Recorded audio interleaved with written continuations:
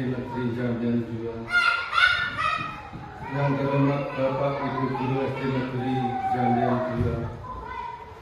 Pertama-tama kami panjatkan puja dan puji syukur kehadirat Allah yang Maha Kuasa, yang mana kita diberikan kesehatan, kenikmatan, sehingga kita semua dapat berkumpul dalam acara kegiatan diseminasi budaya positif.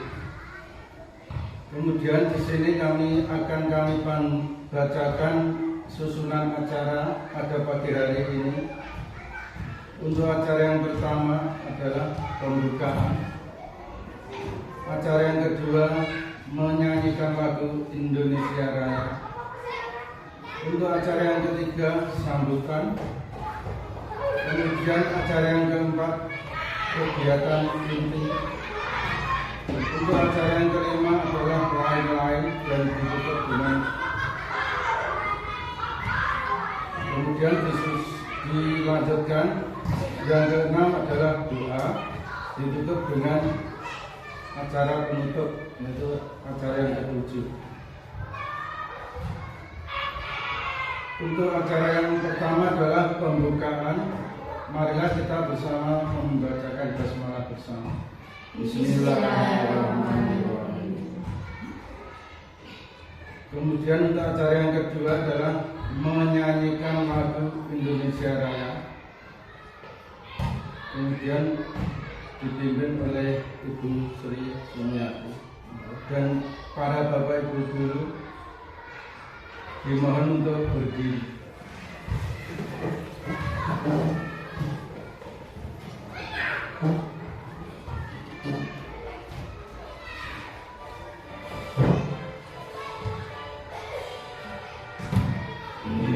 Dimohon duduk kembali.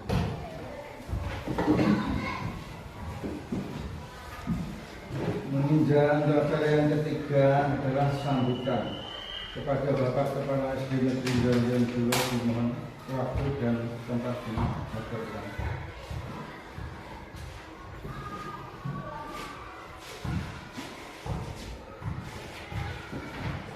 Assalamualaikum warahmatullahi wabarakatuh. Waalaikumsalam. Salam sejahtera buat kita semuanya. Yang saya hormati Bapak dan Ibu Guru SD Negeri Jambian 2. Marilah hari ini kita mengucap syukur kepada Tuhan Yang Maha Kuasa atas berkat dan limpah kasih karunia-Nya. Hari ini kita bisa melaksanakan kegiatan diseminasi budaya positif dengan baik. Saya di sini selaku Kepala SD Negeri Jambian 2 mengucapkan selamat kepada Bapak Ibu Guru yang senantiasa semangat di dalam menjalani kegiatan belajar mengajar untuk kemajuan di SD Negeri Jambian 2. Sesuai tema kegiatan hari ini yaitu diseminasi budaya positif. Itu semoga membawa perubahan yang baik, yang besar untuk SD Negeri Jambian 2, di mana kita memerlukan budaya yang positif yang ditanamkan pada masing-masing anak didik kita agar mempunyai perubahan di dalam mindset belajar, menyikapi perubahan-perubahan fenomena di dalam alam sekitar, terutama di dalam dunia pendidikan.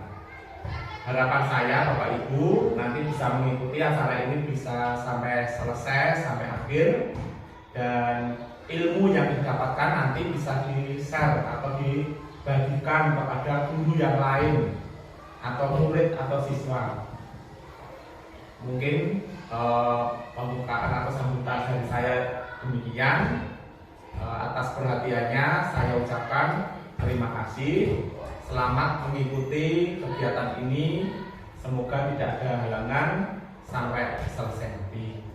Atas perhatiannya saya ucapkan terima kasih. Wassalamualaikum warahmatullahi wabarakatuh.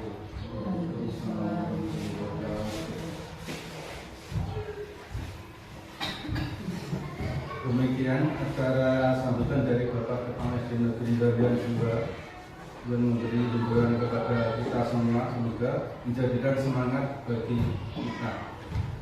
Untuk acara yang keempat adalah kegiatan inti. Untuk kegiatan inti yang akan diisi oleh 1. Ibu Siti Astuti SPDSD, 2. Ibu Mei Andriana SPD, 3. Ibu Arista Lydia Ningsih SPD. Untuk waktu dan tempat dipersilakan.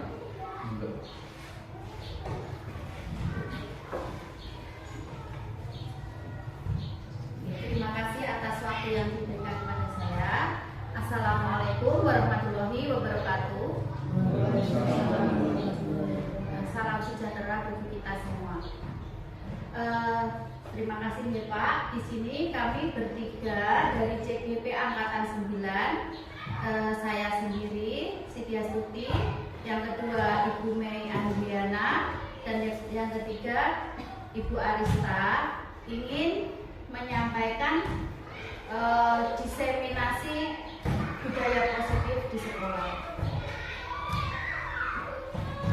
Tapi sebelum kita menuju ke penyebaran budaya positif, yang pertama akan kami sampaikan konsep-konsep inti budaya positif itu. Yang pertama adalah perubahan paradigma belajar. Yang kedua, disiplin positif. Ketiga, nilai-nilai kebajikan. Kebutuhan dasar manusia, motivasi perilaku manusia, posisi kontrol guru, keyakinan kelas, dan segitiga restitusi. Untuk yang pertama adalah pembelajaran dengan paradigma baru.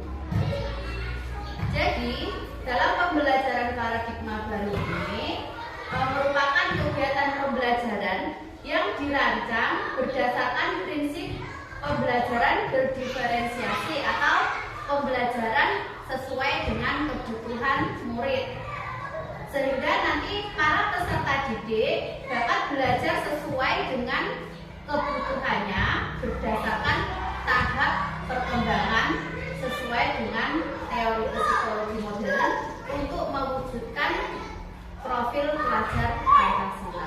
Nah, profil pelajar Pancasila itu yang terdiri dari apa saja Bapak Ibu? Iya, ya, beriman dan bertakwa kepada Tuhan Yang Maha Esa dan berakhlak mulia. Kemudian berkebinekaan global, bergotong royong, kreatif, bernalar kritis, dan mandiri. Itu adalah tujuan pembelajaran kita dalam paradigma baru. Untuk yang selanjutnya, kita akan masuk ke miskonsepsi tentang teori kotor. Tapi sebelum kita masuk ini, saya ingin mengajak Bapak Ibu untuk melakukan kegiatan ini. Cobalah buka. Saya minta tolong kepada 2 orang dari Bapak Ibu guru untuk mempraktekkan kegiatan. Yang mau membantu saya, silakan. Ya. Monggo Bu Evi sama 2 orang. Saya minta 2 orang. Terima kasih Bu Sri. Nah, nanti saya Bu Sri sebagai guru orang ke-1 atau A ya, si A gitu ya. Dan Bu Evi adalah si B. Jadi nanti Bu Sri silakan mengepalkan tangannya. Bayangkan bahwa di tangan Bu Sri ini ada sesuatu yang harus Ibu pertahankan.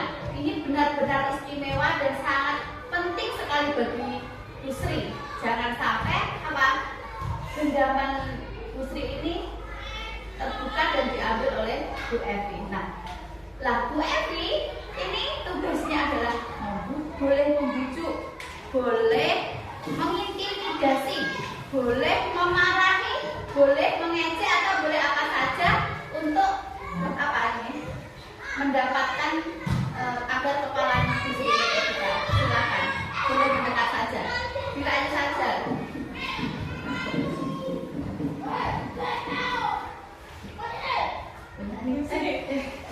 Nanti kalau dibuka, ambil bakso. Nggak mau, nggak mau deh.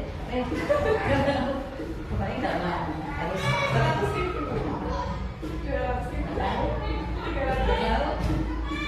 nggak boleh.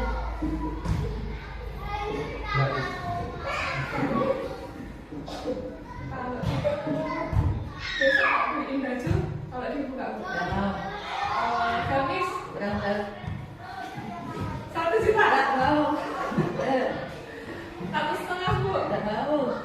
Besok kamu tak beliin ayam, bakso, sama gamis juga Bu. Nggak mau.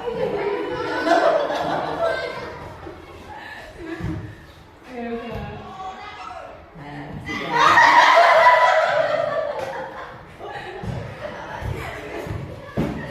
Oke, terima kasih ya Bu. Itu tadi adalah kegiatan cobalah buka ya.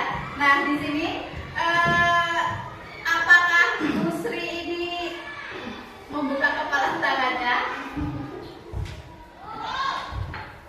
Apakah Bu Sri mau membuka kepala tangannya? Tidak mau. Tidak mau ya, dia kekeh mempertahankan kepalan tangannya ya.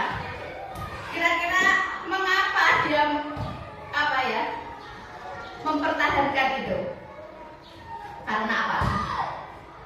Ya pastinya dia ingin mempertahankan apa yang dia miliki ya.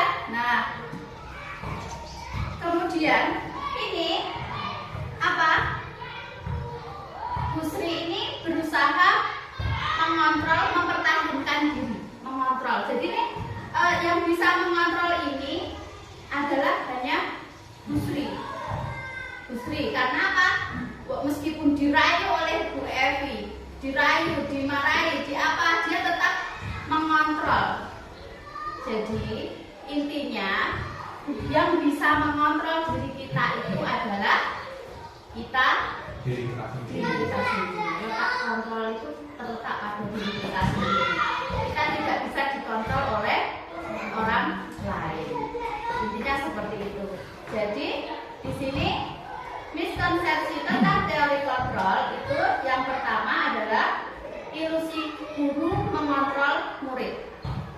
Jadi meskipun kita membujuk anak-anak, merayu anak-anak itu tetap yang punya kendali adalah anak itu sendiri. Jadi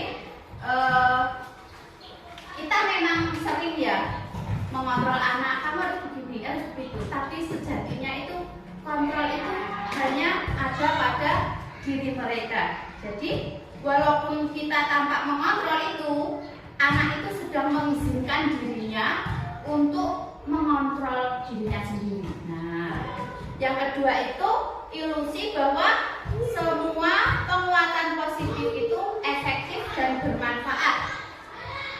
Jadi penguatan positif atau bujukan itu adalah bentuk-bentuk kontrol juga.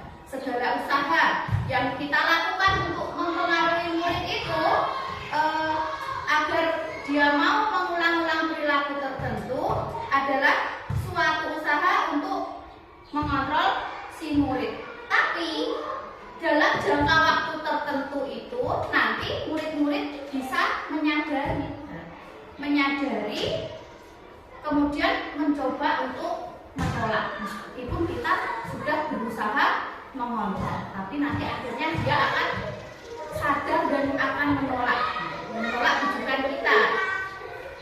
Kemudian untuk yang ketiga adalah ilusi bahwa kritik dan membuat rasa bersalah itu mampu menguatkan karakter. Nah, saat kita menggunakan kritik dan rasa bersalah untuk mengontrol murid menuju pada identitas gagal ini, karena kita apa?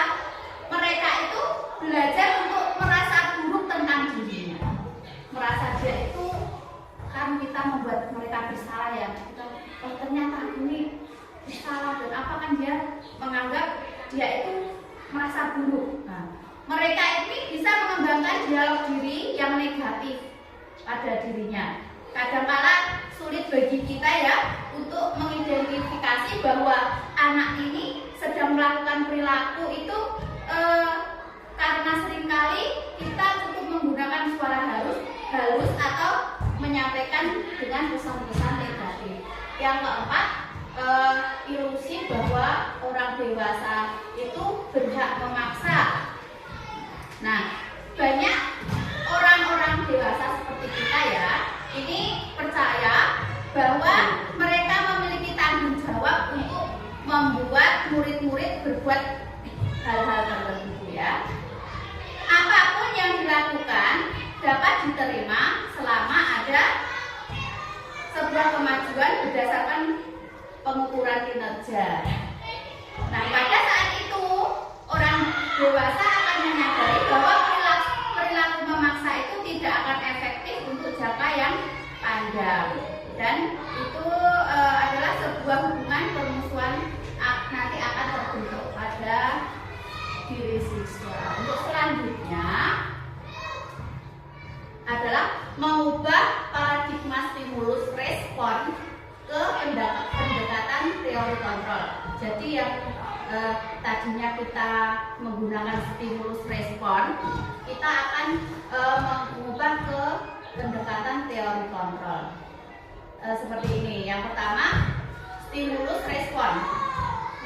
Yang di sini adalah realitasnya atau kebutuhan kita sama. Kita menganggap kebutuhan anak didik itu sama. Kita di dalam mengajar kan biasanya menyamaratakan gitu ya. Kita menggunakan metode iki untuk semua begitu ya. Tapi dengan teori kontrol ternyata kebutuhan kita itu berbeda. Ternyata setiap anak itu mempunyai kebutuhan yang berbeda-beda. Kemudian yang kedua adalah semua orang melihat hal yang sama. Tapi dengan teori kontrol, setiap orang itu memiliki gambaran yang berbeda-beda.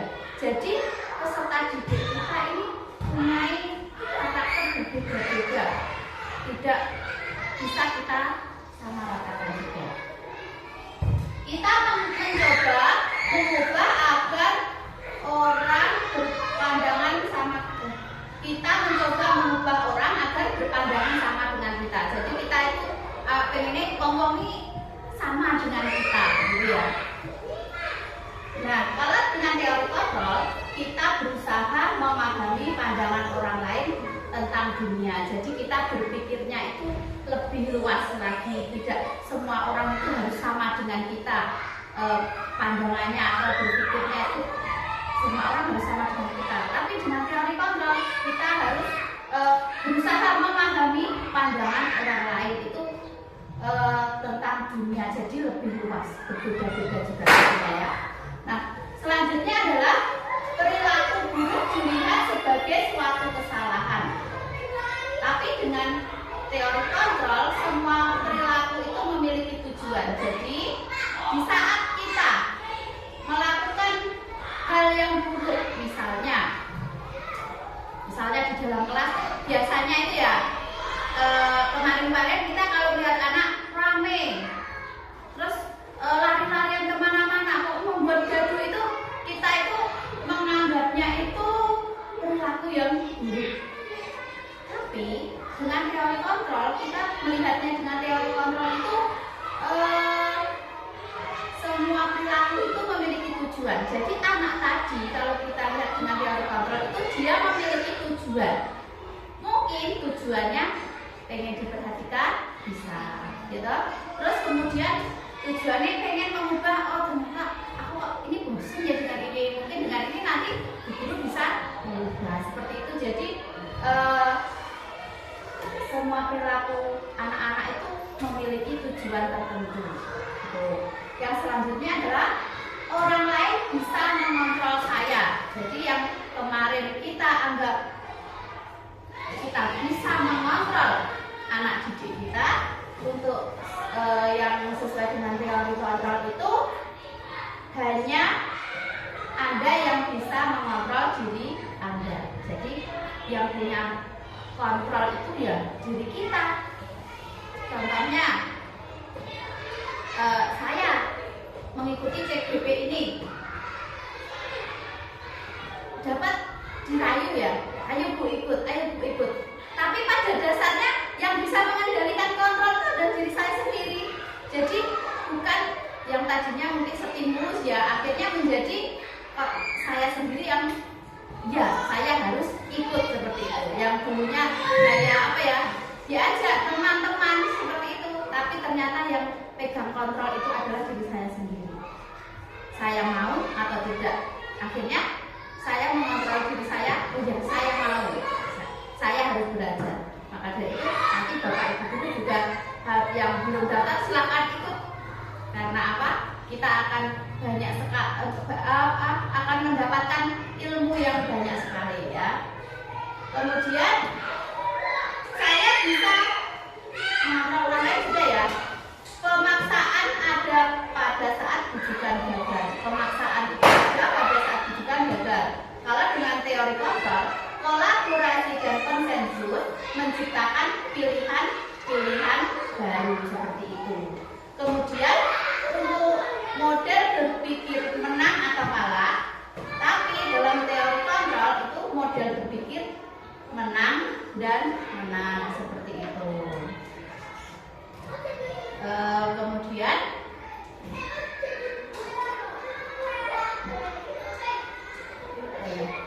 disiplin positif, kita akan masuk ke disiplin positif. Disiplin positif itu berasal dari bahasa Latin yang artinya adalah belajar. Disiplin mengenai pada disiplin diri ini yang memiliki tanggung jawab terhadap apa yang dilakukan berdasarkan nilai-nilai yang dicapai. Kemudian disiplin positif ini merupakan salah satu cara penerapan diri yang bertujuan untuk menumbuhkan kesadaran tentang kedisiplinan peserta didik untuk melakukan sesuatu tanpa ancaman, tanpa iming-iming, tanpa sogokan maupun hukuman. Jadi nanti dalam disiplin positif ini kita itu bagaimana menumbuhkan kesadaran anak-anak, untuk melakukan sesuatu, tapi tanpa harus kita bujuk atau ancaman ya. Biasanya kan kamu kalau tidak mengerjakan nanti dapat nilai 0, nanti tidak dapat nilai gitu kan biasanya. Tapi di sini anak itu bisa melakukan sesuatu itu tanpa paksaan, jadi dari dalam diri mereka sendiri. Kemudian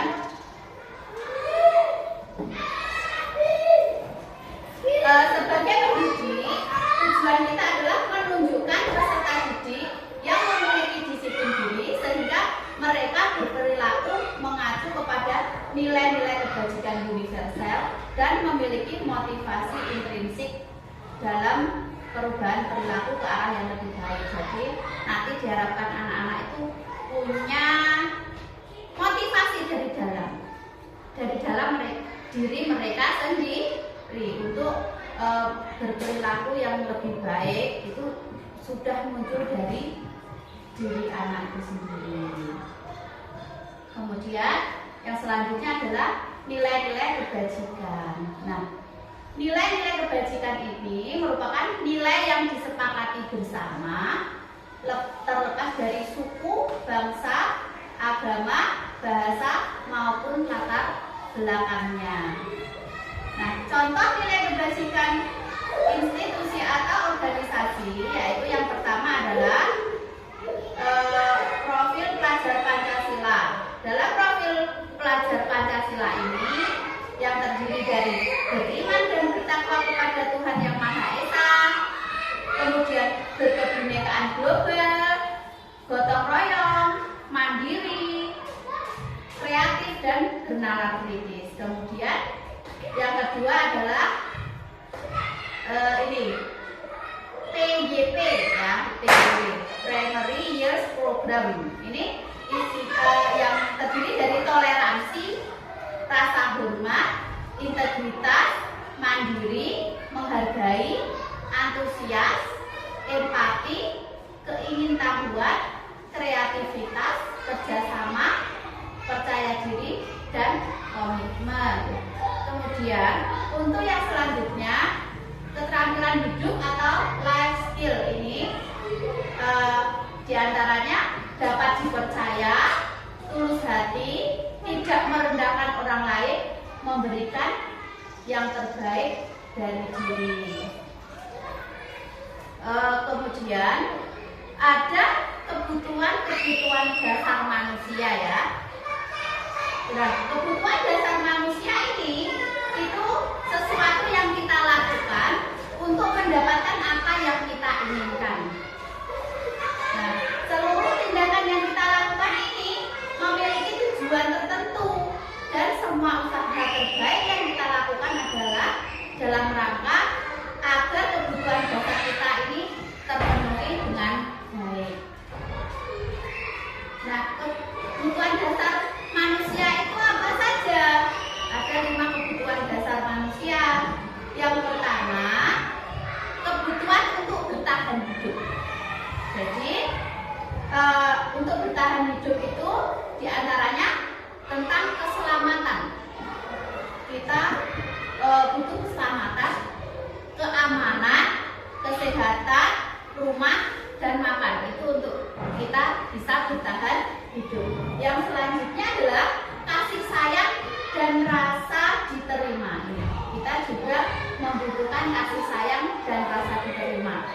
Itu contohnya rasa diterima atau dipedulikan. Seperti itu. Yang selanjutnya adalah penguasaan. Penguasaan ini diantaranya adalah harga diri, memimpin, kemudian berprestasi, terampil, itu adalah termasuk dalam kebutuhan dasar manusia dalam hal penguasaan. Untuk selanjutnya adalah kebebasan. Kebebasan itu bisa mandiri, mencoba hal baru, mampu mengendalikan diri. Itu adalah kebebasan. Dan yang selanjutnya, yang kelima adalah kesenangan. Jadi kebutuhan dasar manusia itu ada juga kesenangan. Yang pertama itu bermain, seperti anak-anak itu ya, suka sekali bermain karena memang kebutuhan dari dia. Hiburan, kegembiraan, tawa, belajar itu adalah bagian dari kesenangan. Untuk selanjutnya masuk pada motivasi perilaku manusia. Ini akan disampaikan oleh rekan saya, Ibu Arista. Ibu Arista.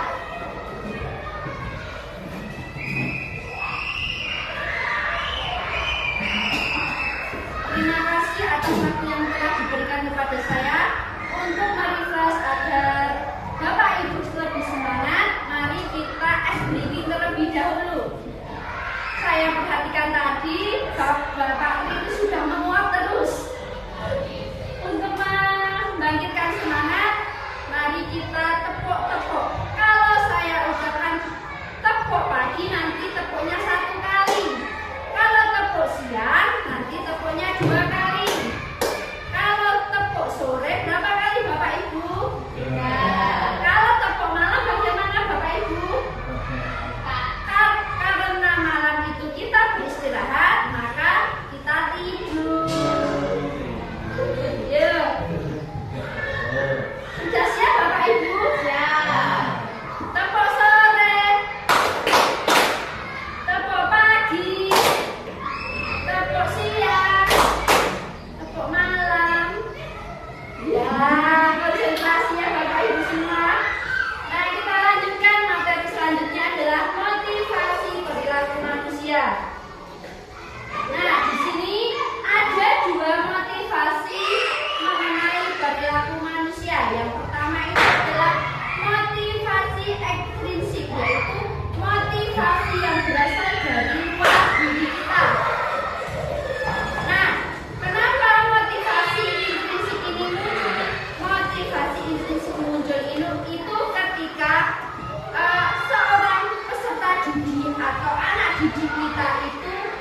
menghindari adanya suatu hukuman atau sanksi yang diberikan kepada gurunya. Ketika gurunya itu ada, maka anak itu berusaha menjadi yang lebih baik. Misalnya, ketika anak itu dipuji, maka anak itu akan berbuat lebih baik terus-menerus. Tetapi jika tidak ada gurunya, anak itu tidak bisa berbuat baik seperti yang diharapkan. Nah, di sini itu ada motivasi intrinsik, di mana untuk menghindari kenyamanan atau hukuman, seperti yang saya katakan tadi.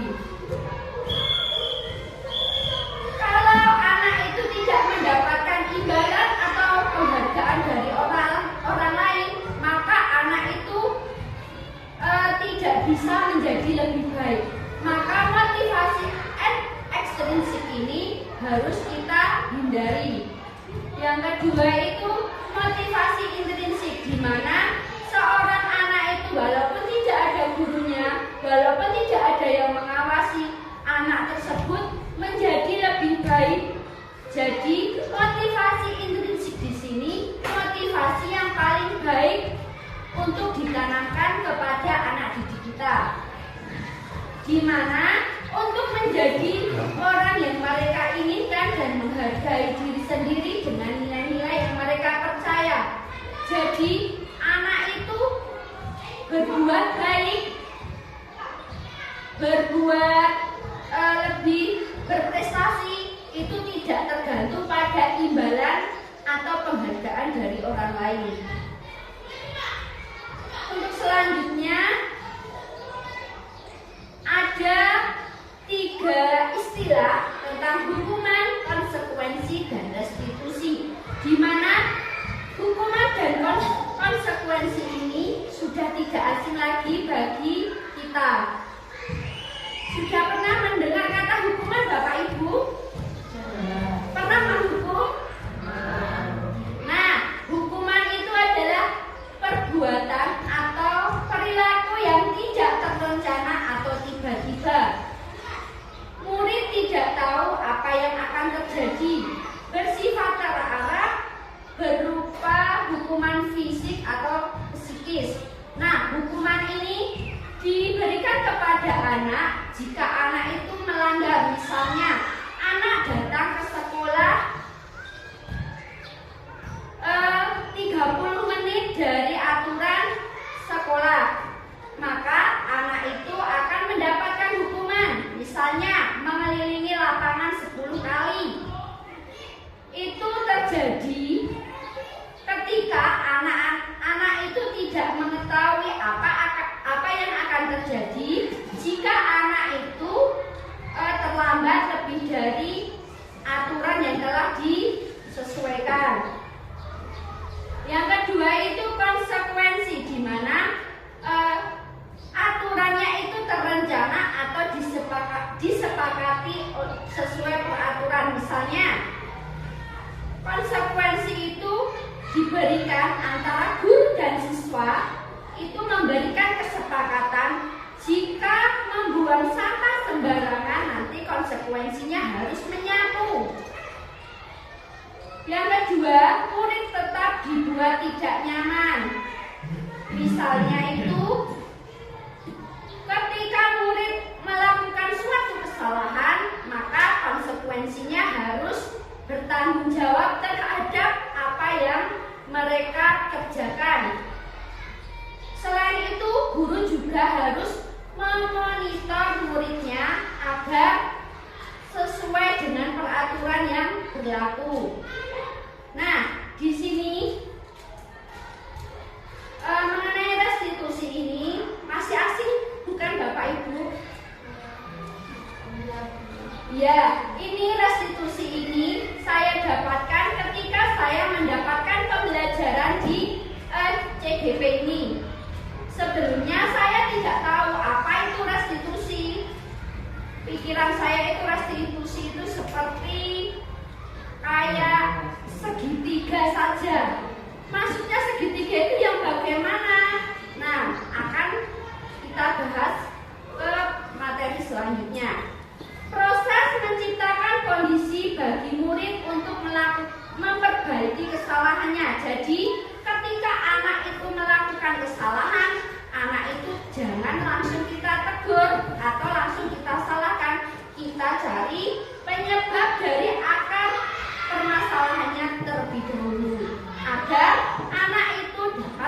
memperbaiki kesalahannya.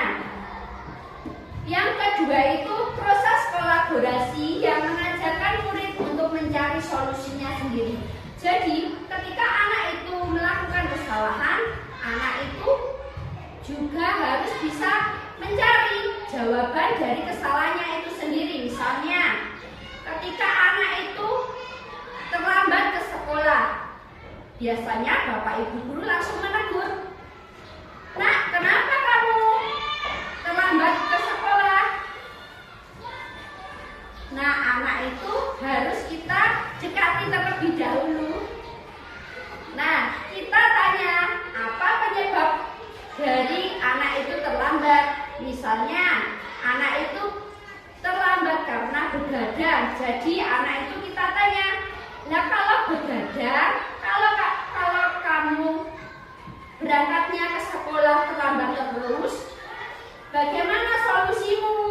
Nah, anak bisa menjawab, "Mungkin saya akan bangun lebih pagi lagi, Bu," seperti itu.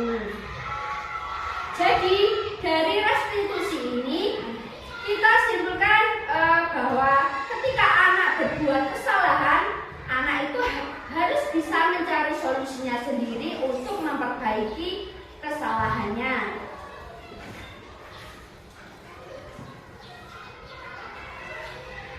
Nah, di sini ada 5 posisi kontrol guru. Ada yang tahu Bapak Ibu? Guru itu posisinya sebagai apa saja? Ada yang bisa menyebutkan?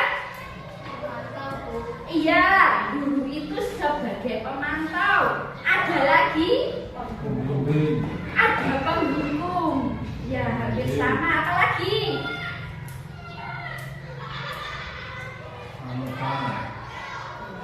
Sebagai temanku, sebagai teman, ya benar sekali Bu Siti. Apalagi ada yang tahu? Ya, benar sekali sebagai manajer.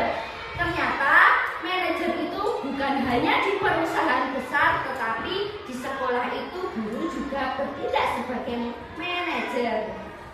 Yang pertama adalah penghukum. Nah, di sini saya itu juga masih menggunakan posisi kontrol guru sebagai penghukum, di mana ketika anak itu salah, langsung saya berikan hukuman. Tetapi hukuman itu berbentuk, ada yang berbentuk verbal maupun berbentuk hukuman fisik.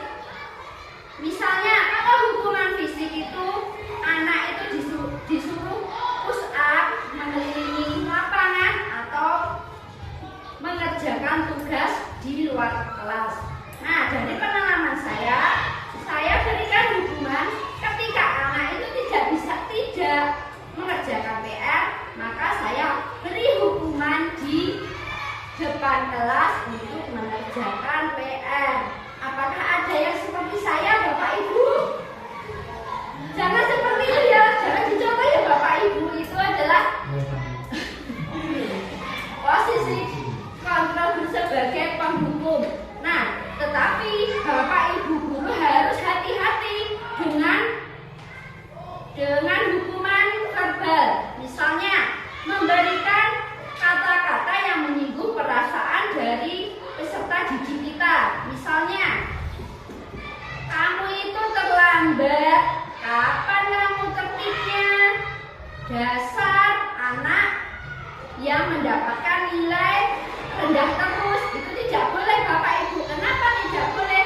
Karena nanti akan menanamkan mindset anak itu ketika melakukan kesalahan akan diberikan kata-kata yang dapat menjatuhkan mental dari anak tersebut. Jadi kita sebagai guru harus menghindari hukuman yang bentuknya verbal, ucapan atau tindakan yang kasar. Selanjutnya adalah membuat merasa bersalah, di mana guru itu memberikan anak itu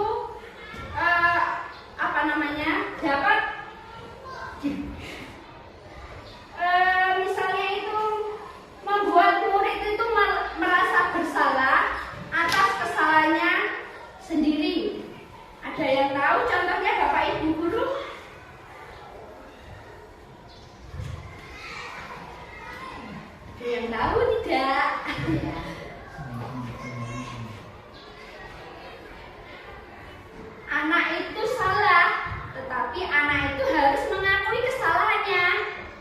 Benar Bu, Bagaimana Bu Mei contohnya? saat murid saya tidak menjaga tugas saya loh sudah capek-capek buatkan soal buat kamu, gak kasihan sama Bu Guru seperti itu. Oh iya, benar sekali seperti itu. Ada lagi? Misalnya, guru sudah berangkat pagi-pagi, tetapi anak didiknya tidak mengerjakan PR. Terus gurunya berkata kepada muridnya, "Nak, apakah kamu gak kasihan sama orang tuamu? Sudah menyekolahkanmu, mendidikmu, membesarkanmu, tetapi kamu tidak mengerjakan PR." Seperti itu. Saya biasanya seperti itu, Bu. Berarti Iya. saya membuat merasa bersalah pada anak-anak ya? Ya, pada intinya itu membuat merasa bersalah agar anak itu memperbaiki kesalahannya. Seperti itu.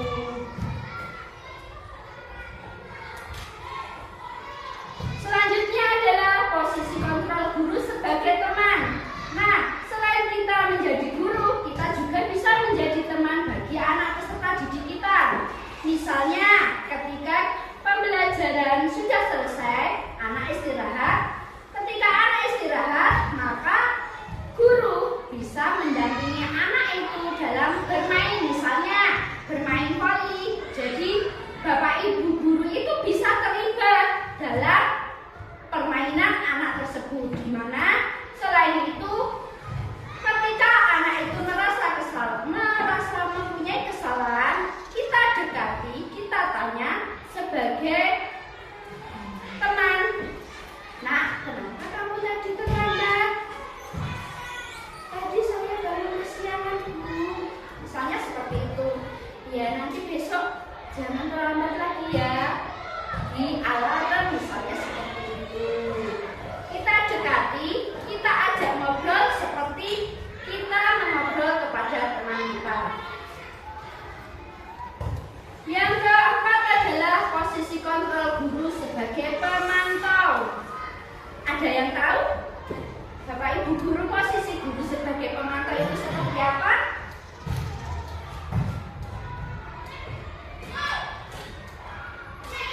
Kita pantau anak didik kita itu jika membutuhkan arah, kita dekati. Misalnya, anak itu ketika mengerjakan tugas di kelas, kita sebagai guru harus berkeliling dari anak satu ke anak yang lain. Kenapa tujuannya? Ada yang tahu Bapak Ibu guru? Memantau anak sudah paham belum, Bu? Iya, benar sekali. Memantau anak, apakah anak tersebut sudah paham tentang materinya atau guru harus memberikan modifikasi agar anak itu lebih paham lagi. Selain itu ada lagi Bapak Ibu guru?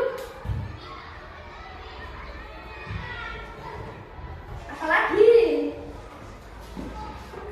Mungkin kalau anak punya kesulitan terus nggak berani bertanya ke depan.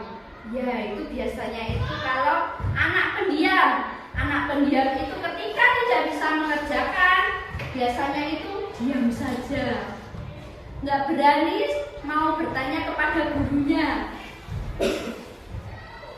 Kemudian yang kelima ini adalah sebagai manajer.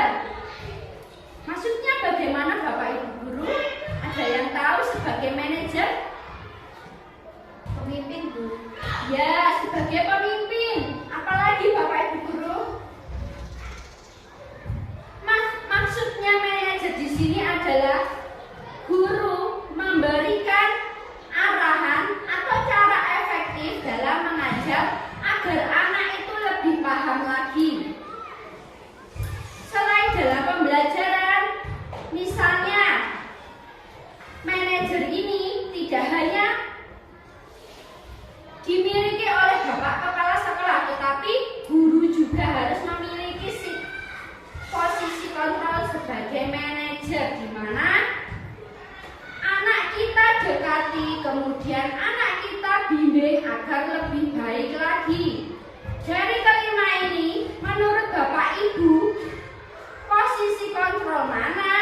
yang lebih tepat yang harus kita miliki? Sebagai manajer yang pertama, alasannya apa Bu Mei? Karena kita bisa mengarahkan anak kita ke yang baik tanpa harus membujuk. Ya, mengarahkan anak agar lebih baik lagi, lebih berprestasi lagi tanpa adanya suatu hukuman. Mungkin ada yang mengidolakan sebagai penghukum.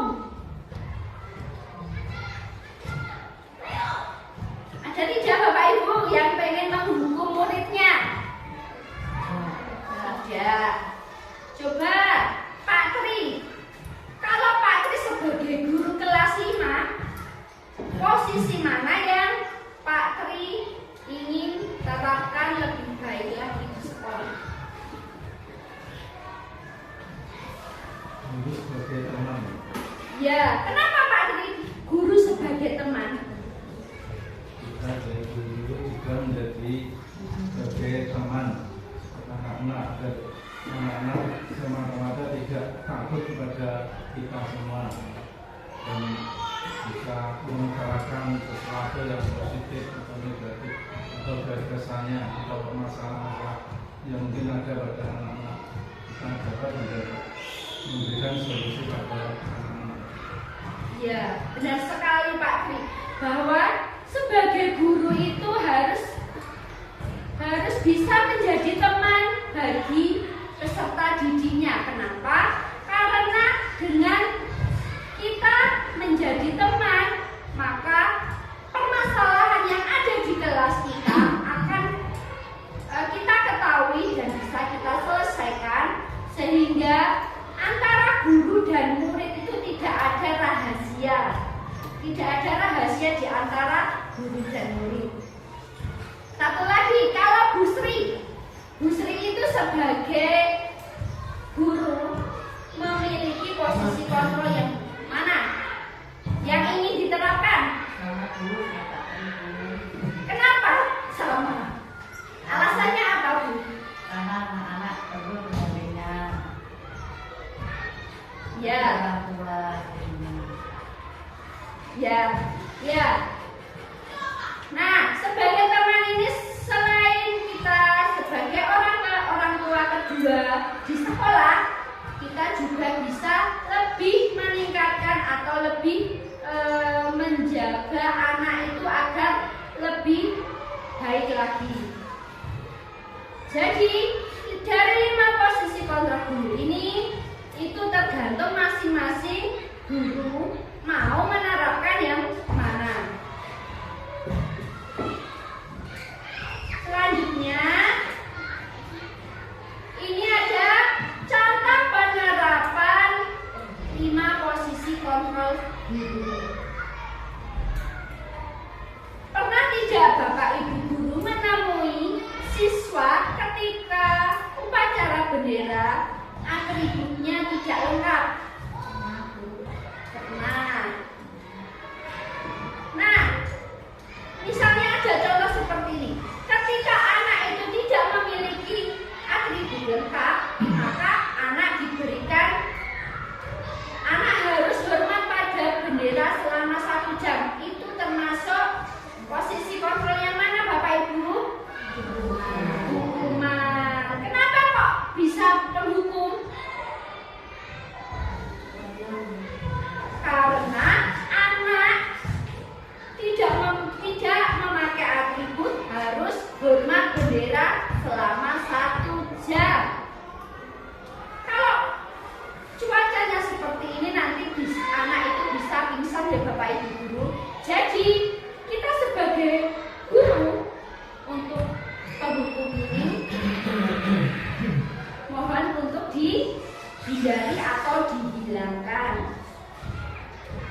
Yang kedua, misalnya berapa kali ibu atau bapak harus memberitahu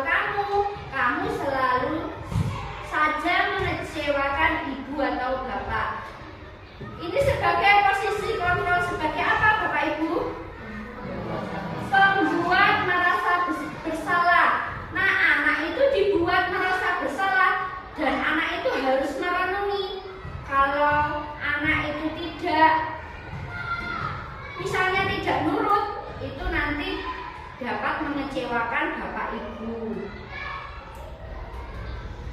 Nah, selain itu, kalau sebagai guru, sebagai teman, nah seperti ini contohnya yang harus kita terapkan, misalnya seperti ini.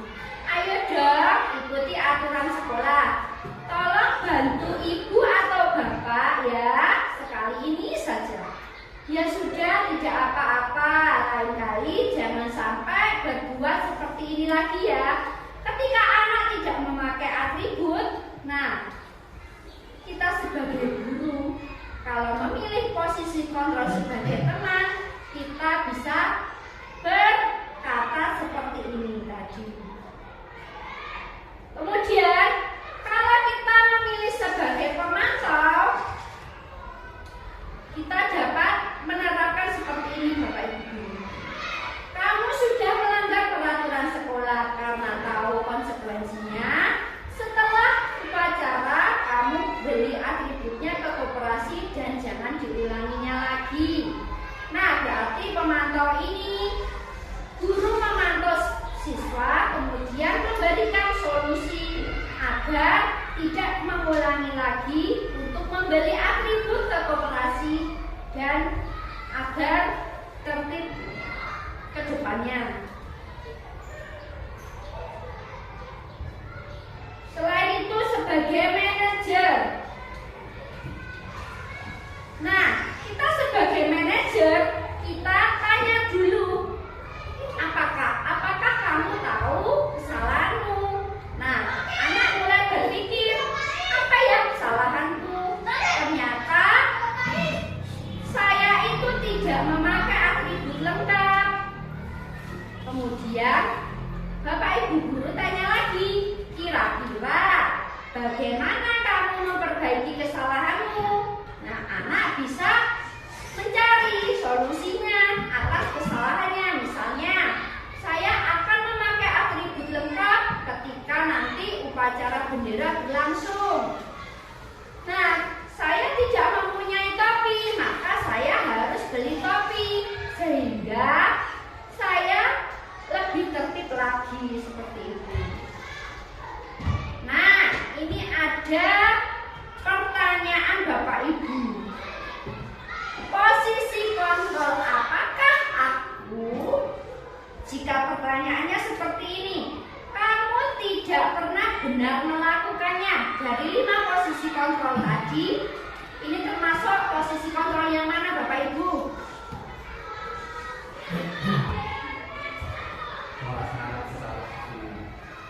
Ada lagi jawabannya selain itu? Pendukung. Ada lagi yang berbeda? Ada 2 jawaban yang berbeda. Sudah? Tidak ada? Kita lihat Bapak Ibu dulu. Dari contoh kasus ini, posisi apakah itu? Penghukum. Ternyata penghukum itu seperti anak itu tidak pernah ada benarnya, seperti itu. Kita lanjutkan lagi. Ada satu lagi pertanyaan. Posisi kontrol apakah aku? Kamu tidak pernah mendapat nilai jika tidak mengerjakan tugas. Masuk posisi kontrol apa Bapak Ibu?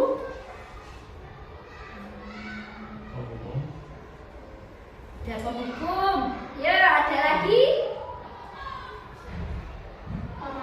Pemantau. Ada lagi? Kita lihat ya Bapak Ibu dulu. Apakah jawabannya? Sebagai pemantau. Jadi ketika anak itu tidak mengerjakan tugas seorang guru memantau apakah nilainya itu baik atau buruk, seperti itu. Untuk selanjutnya akan disampaikan rekan saya, Ibu Mei Andriana. Waktu dan tempat silakan.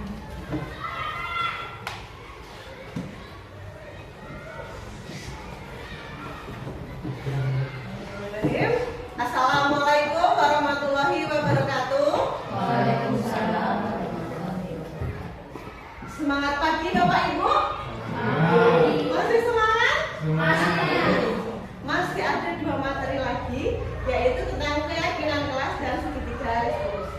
Kita mulai ya Bapak Ibu. Nah, baik. Untuk materi selanjutnya adalah tentang keyakinan kelas. Mungkin Bapak Ibu ada pernah yang mendengar apa itu keyakinan kelas? Kira-kira keyakinan kelas itu hampir sama dengan apa? Peraturan. Iya, keyakinan kelas itu hampir sama dengan peraturan. Tapi kalau peraturan itu kan biasanya sudah ada peraturan harus dilaksanakan. Kalau tidak dilaksanakan akan mendapatkan hukuman. Keyakinan kelas itu sebenarnya juga berangkat dari peraturan kelas. Tapi peraturan itu kita analisis dulu menjadi kalimat yang lebih positif. Agar apa? Agar murid-murid kita melaksanakannya itu dengan senang hati melalui motivasi internal dari dalam diri, bukan karena ada hukuman, tapi karena ingin menjadi pribadi yang lebih baik. Jadi kira-kira mengapa keyakinan kelas bukan peraturan kelas yang harus kita laksanakan? Kira-kira kenapa? Kenapa kita harus mengalihkan peraturan kelas yang selama ini kita terapkan menjadi keyakinan kelas? Kita lihat ya. Oke. Karena keyakinan akan lebih memotivasi seseorang dari dalam atau memotivasi secara intrinsik, seperti yang sudah dijelaskan Bu Siti tadi atau Bu Arista ya. Motivasi ada dua, ekstrinsik dan intrinsik. Sedangkan dalam budaya positif kita semoga bisa menerapkan motivasi secara intrinsik sehingga disiplin positif itu bisa terwujud. Nah, seseorang akan lebih tergerak dan bersemangat untuk menjalankan keyakinannya daripada hanya sekedar mengikuti serangkaian peraturan yang mengatur mereka harus berlaku begini atau begitu, yang membuat ketidaknyamanan dan keterpaksaan. Berangkat dari inilah Bu. Jadi kita harus mulai merubah peraturan-peraturan itu menjadi keyakinan kelas. Bagaimana caranya? Kita akan belajar pada pagi hari ini. Ini juga materi yang baru saya dapatkan kemarin. Ya, pembentukan keyakinan kelas itu yang pertama itu bersifat abstrak. Yang kedua, pernyataannya universal. Yang ketiga, dibuat dalam pernyataan positif. Jadi dari peraturan kelas yang mungkin ada kalimat yang negatif, kita ubah dulu menjadi kalimat yang positif. Misalnya, tidak boleh terlambat. Kita bisa mengubahnya menjadi tepat waktu, seperti itu ya. Jadi itulah salah satu perbedaannya. Selanjutnya, sedikit saja agar mudah diingat. Jadi kalau kalimat di keyakinan kelas itu karena pernyataannya lebih universal, lebih luas, maka kalimatnya juga akan lebih singkat. Ya. Seperti tadi sudah ada kan nilai-nilai universal, ada mandiri, disiplin, apa lagi tadi Bu? Kreatif. Nah, itu bisa dijadikan keyakinan kelas. Kemudian sesuai dengan kondisi kelas dan sekolah sehingga mudah diterapkan.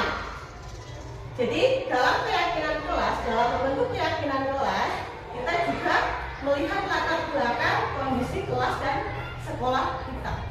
Bagaimanakah iklim atau bagaimanakah suasana kelas dan sekolah kita.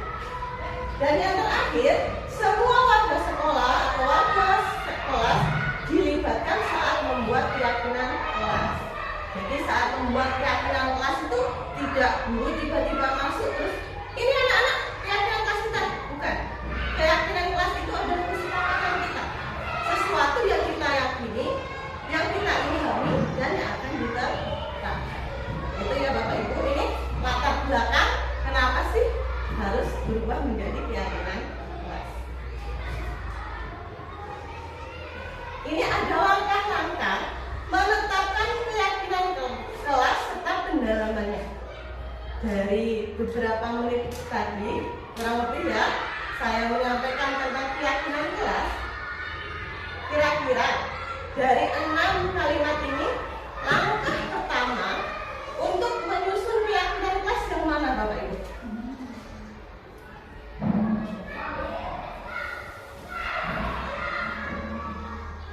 Diskusi. Yang mana Bu Arista? Yang diskusi mengenai gambaran perilaku. Yang mencerminkan keyakinan kelas. Ada jawaban yang lain? Langkah yang pertama, kira-kira yang mana? Sepakat dengan Bu Arista? Kita lihat ya. Apakah yang pertama itu?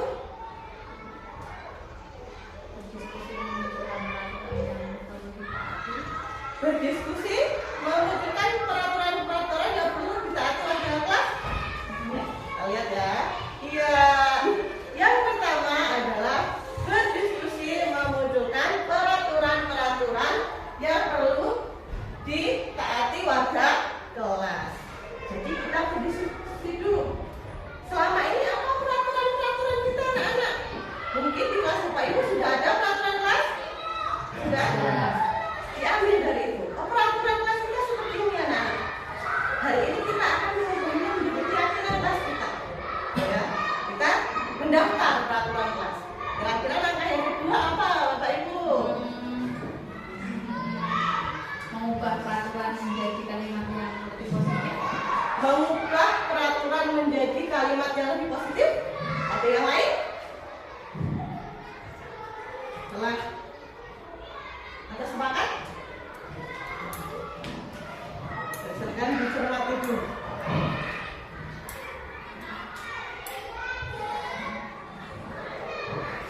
Berdiskusi mengenai gambaran perilaku. Berdiskusi mengenai gambaran perilaku yang mencerminkan keyakinan kelas. Nah, yang mana nih? Sudah ada dua jawaban ya. Mengubah peraturan menjadi kalimat positif atau yang kedua berdiskusi. Kita lihat ya. Nah, ternyata langkah yang kedua adalah mengubah peraturan-peraturan menjadi kalimat yang lebih positif. Kita lihat tadi peraturannya ini peraturan kelas kita. Ada beberapa kalimat mungkin kalimatnya itu negatif. Kita ubah dulu menjadi kalimat positif seperti tadi, tidak boleh telat menjadi harus tepat waktu misalnya. Langkah yang ketiga, setelah menjadi kalimat positif, apalagi ya?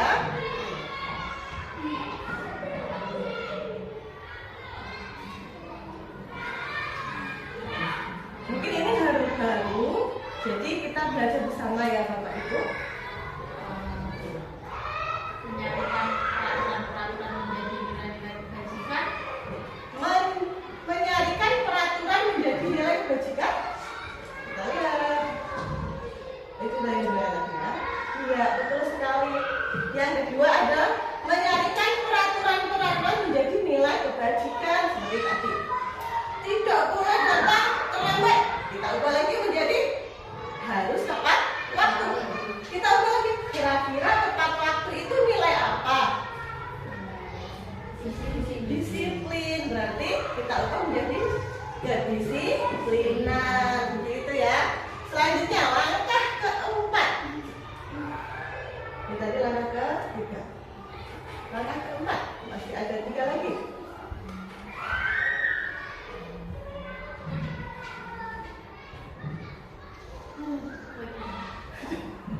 Ayo, ini materi kita ada kemarin. Paksa kita rindas lagi ya, karena kalau tidak kita ulang pasti akan lupa. Saya pun juga seperti itu.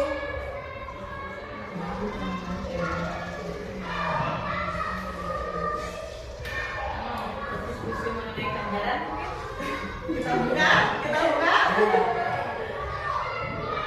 Iya, jawabannya seperti tadi. Berdiskusi mengenai gambaran perilaku yang mencerminkan keyakinan kelas. Seperti apa lagi? Nanti kan berdiskusi. Ada murid-muridnya. Kira-kira perilaku disiplin itu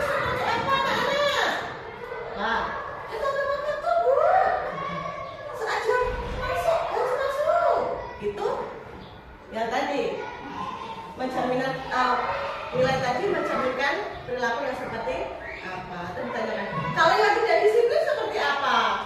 Oh, yang tidak disiplin itu kalau ada tugas malah lari-lari. Tuh ya. Langkah selanjutnya masih ada 2.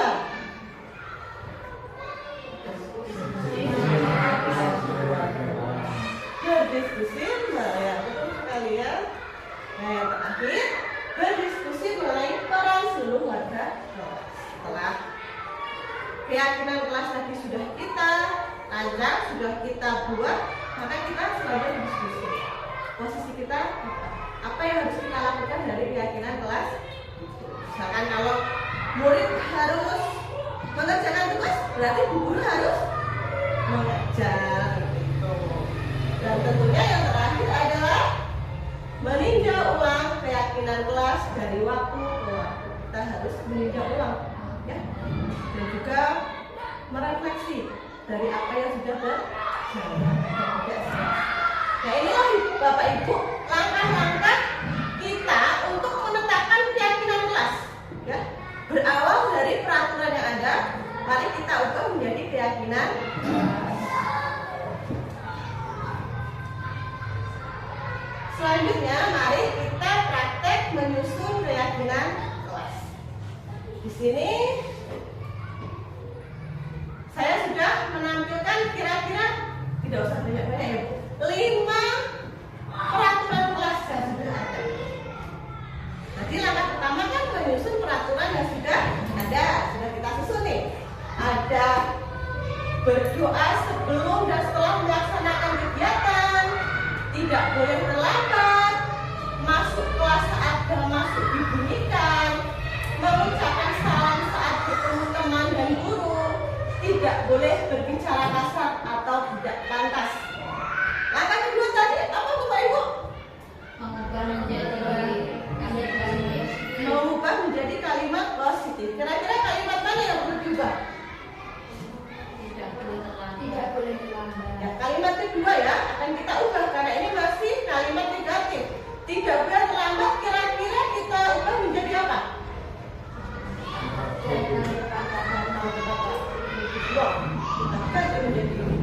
Nah, datang tepat waktu. Adakah lagi yang harus kita ubah? Tidak boleh berbicara kasar. Iya betul, kalimat yang terakhir. Tidak boleh berbicara kasar atau tidak pantas. Kira-kira diubah menjadi apa? Bicara sopan. Nah, ini kita buang. Kita ambil. Berbicara sopan atau berbicara dengan baik. Langkah kedua sudah kita lakukan, mengubah kalimat negatif menjadi positif. Langkah ketiga, pernyataan positif ini kita ambil nilai kebajikan yang ada di dalamnya, ya. Dari yang pertama, berdoa sebelum dan setelah melaksanakan kegiatan. Kira-kira nilai kebajikan apa yang ada di dalamnya? Religius juga boleh, atau beriman pada Tuhan juga sama saja, ya Bu ya. Yang kedua, datang tepat waktu. Disiplinan. Ya, disiplin. Yang ketiga, masuk kelas saat bel masuk dibunyikan. Disiplin juga ya Pak? Ya, disiplin. Yang keempat, mengucapkan salam saat bertemu dengan teman dan guru.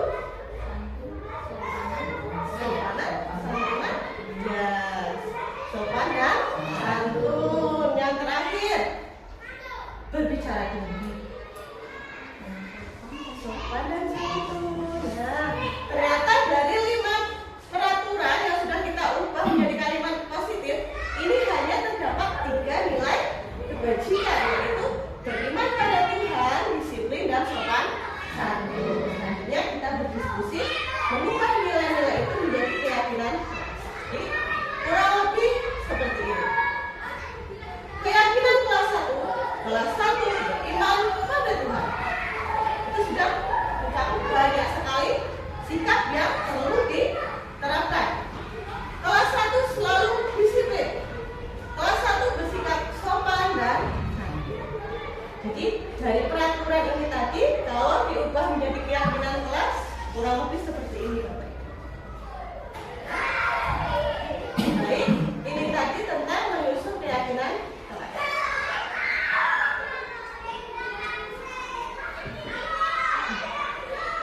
Nah, kira-kira Bapak Ibu setelah ini sudah ada gambaran belum bagaimana menyusun keyakinan kelas? Sudah. Semoga setelah ini kita bisa menerapkan keyakinan kelas di kelas kita masing-masing. Kita praktekkan, kita ubah peraturan yang ada menjadi keyakinan kelas. Agar apa? Agar motivasi intrinsik siswa itu keluar, agar mereka melakukan segala sesuatu itu niatnya akan menjadi lebih baik, bukan karena hukuman, bukan karena ujian. Materi selanjutnya adalah segitiga restitusi. Tadi restitusi sudah beberapa kali diucapkan oleh Bu Arista ya, di kontrol, teori kontrol. Ya. Sebenarnya apa segitiga restitusi itu? Segitiga restitusi itu adalah dialog yang dijalankan oleh guru agar dapat menghasilkan murid yang mandiri dan bertanggung jawab. Jadi kalau misalkan kita menemui masalah atau sesuatu yang dilakukan murid kita bisa menerapkan segitiga restitusi. Segitiga restitusi itu ada 3 tahapannya Bapak Ibu. Tahapan yang harus kita laksanakan. Yang pertama, menstabilkan identitas. Yang kedua, validasi tindakan yang salah. Dan yang ketiga adalah menanyakan keyakinan. Ini mungkin juga hal baru lagi ya Bapak Ibu. Ternyata di CGP itu semua hal baru. Benar-benar tidak ada yang pernah saya dapatkan saat masa kuliah dulu atau di Bintek atau di kelas. Jadi banyak hal baru di sini dan insya Allah semoga bisa kita terapkan agar budaya positif bisa terlaksana. Yang pertama itu adalah menstabilkan identitas. Apa sih sebenarnya tahap yang menstabilkan identitas ini? Menstabilkan identitas itu berdasarkan prinsip membuat kesalahan adalah bagian dari proses pembelajaran. Jadi kalau ada murid yang berbuat salah, jangan kita menghadapnya, jangan kita menghukumnya. Mereka berbuat salah itu adalah bagian dari proses pembelajaran. Kita jadikan pembelajaran. Hal yang salah itu kita tuntut agar menjadi lebih baik, bukan untuk kita hukum. Kira-kira sih seperti apa sih menstabilkan identitas itu? Seperti ini. Saat ada anak yang berbuat salah, kira-kira kita bicara berbuat salah itu tidak apa-apa. Tidak ada manusia yang sempurna. Saya juga pernah melakukan kesalahan seperti itu. Kita bisa menyelesaikan ini. Bapak Ibu tidak tertarik mencari siapa yang salah, tapi Bapak Ibu ingin mencari solusi dari permasalahan ini. Nah, misalnya yang salah seperti itu Bu, jangan langsung cari apa? Kita cari latar belakang dulu. Kamu berhak merasa begitu, kan? Diajak temannya, kemudian dia marah atau kamu berhak kok merasa marah saat seperti itu? Apakah kamu sudah menjadi teman yang baik buat dirimu sendiri? Inilah kira-kira kalimat-kalimat yang bisa kita berikan kepada anak didik kita ketika mereka melakukan kesalahan. Ini menstabilkan identitas. Tujuannya apa? Cuma saat anak merasa bersalah itu ada apa namanya pelindungnya. Dia tidak ke atas terus. Tidak mungkin saat seperti ini anak pasti marah, ya kan? Mesti dia akan lebih ada pendinginannya. Nah, setelah menstabilkan identitas, setelah kita bisa menstabilkan anak kita yang mempunyai masalah tersebut, langkah selanjutnya adalah validasi tindakan yang salah. Setelah melakukan itu,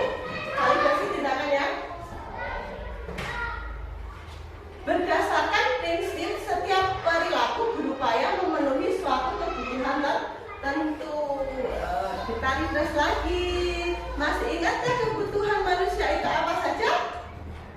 Cinta dan kasih sayang. Ya, kita butuh cinta dan kasih sayang.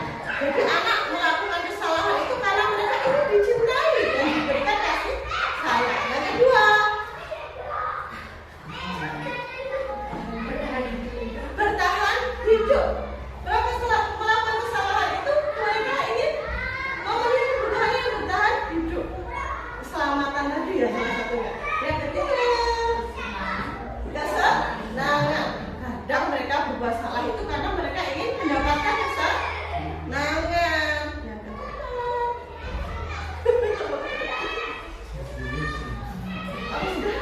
Yang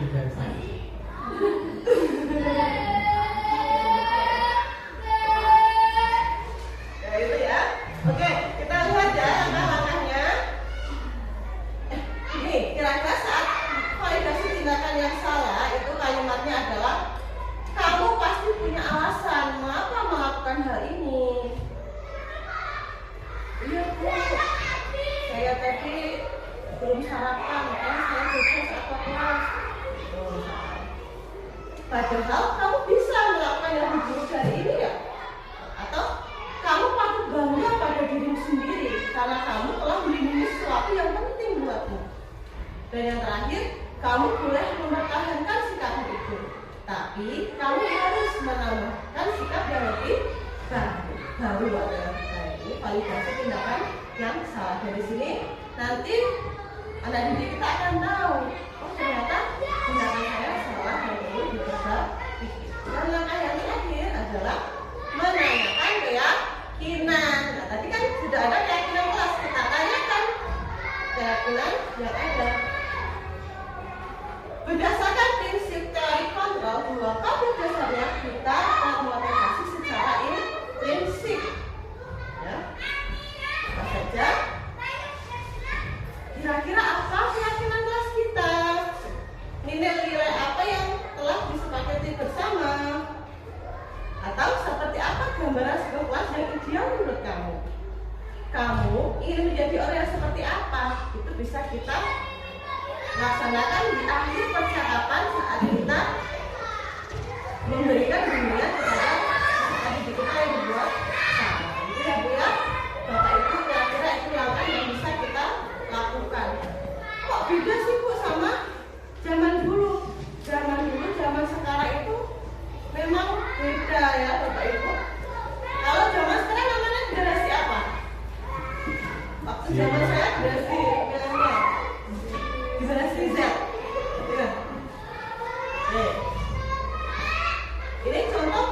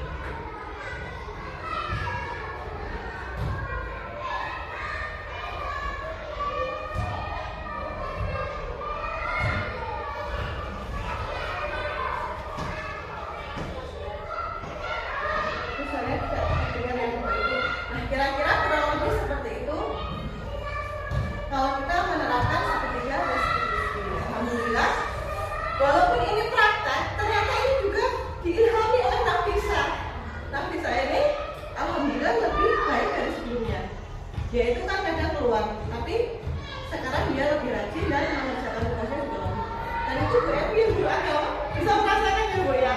Nanti Bapak Ibu, mungkin itu yang bisa kami sampaikan. Untuk penutup saya akan menarik kesimpulan. Dalam penerapan program disiplin positif, hendaknya guru memiliki standar kepribadian, profesional, dan sosial yang baik, yang mana guru mampu merefleksi dirinya dalam posisi kontrol saat ini. Bagaimana perjalanan dirinya sebagai amal atau manajer. Kita diarahkan semoga bisa menjadi posisi kontrol manajer yang menuntun murid-muridnya menjadi insan yang mandiri, merdeka, dan bertanggung jawab. Semoga SD Negeri Jambian bisa menerapkan budaya positif. Amin. Cukup sekian. Wassalamualaikum warahmatullahi wabarakatuh. Selanjutnya saya kembalikan ke Pak Kris sebagai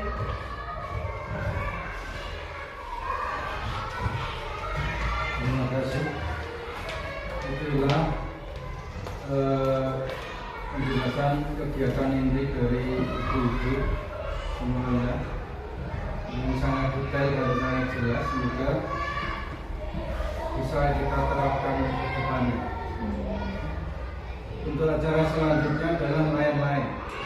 Untuk acara lain-lain kita berikan waktu untuk pertanyaan atau tanya jawab. Mungkin ada beberapa yang mungkin belum jelas atau ditanyakan. Monggo. Terima kasih. Untuk acara lain kita cukup di sini ya. Kemudian acara berikutnya adalah doa. Untuk acara doa akan dipimpin oleh Ibu Evi Rudiah. Waktu dan tempat silakan.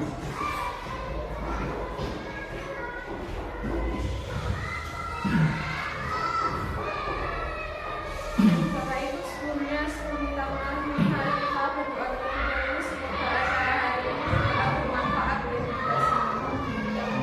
A'udzubillahiminasyaitonirrajim. Bismillahirrahmanirrahim. Allahumma inni as'aluka ilman nafi'an wa rizqan thayyiban wa amalan mutaqabbalan. Allahumma inna nas'aluka salamatan fid din wa afiyatan fil jasad wa ziyadatan fil ilmi wa barakatan fil rizqi wa tawbatan qabla al-maut wa rahmatan indal maut wa maghfiratan ba'dal maut. Allahumma ghfir lil muslimina wal muslimat wal mu'minina wal mu'minat al ahya'i minhum wal amwat innaka qaribun mujibud da'wat. Allahumma dhalamna anfusana wa illam taghfir lana wa tarhamna lanakunanna minal khasirin. Allahumma ighfirli wa liwalidayya warhamhuma kama rabbayani shaghira. Rabbana atina fid dunya hasanah wa fil akhirati hasanah wa qina adzabannar. Rabbana taqabbal minna innaka antas samiul alim wa tub 'alaina innaka antat tawwabur rahim. Wa sallallahu alaihi sayyidina Muhammad walhamdulillahi rabbil alamin.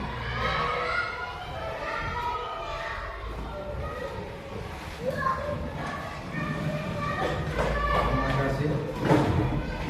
Untuk acara dunia acara yang kita lewati, untuk acara yang terakhir adalah penutup. Untuk acara penutup terakhir dengan bacaan hamdalah bersama. Alhamdulillah. Kemudian kami sebagai pembawa acara, apabila ada kesalahan atau kata-kata yang kurang berkenan di hati Bapak Ibu semuanya, kami mohon maaf yang sebesar-besarnya. Wassalamualaikum warahmatullahi wabarakatuh.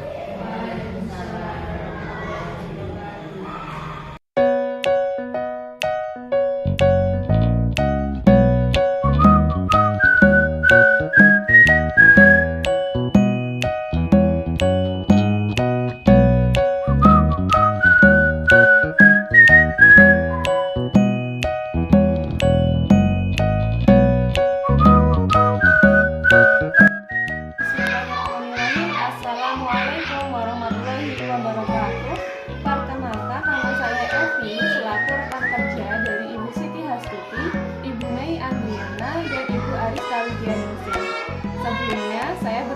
kasih kepada Ibu Arista, Ibu Siti, dan juga Ibu Mimi karena telah berbagi ilmu kepada kami tentang budaya positif di sekolah. Menurut saya, materi yang disampaikan sangat bermanfaat. Setelah mengikuti desiminasi ini, saya menjadi lebih tahu tentang bagaimana cara menciptakan budaya positif di sekolah. Dan saya juga jadi mengerti mengenai posisi kontrol, 5 kebutuhan dasar manusia, serta segitiga restitusi. Semoga kedepannya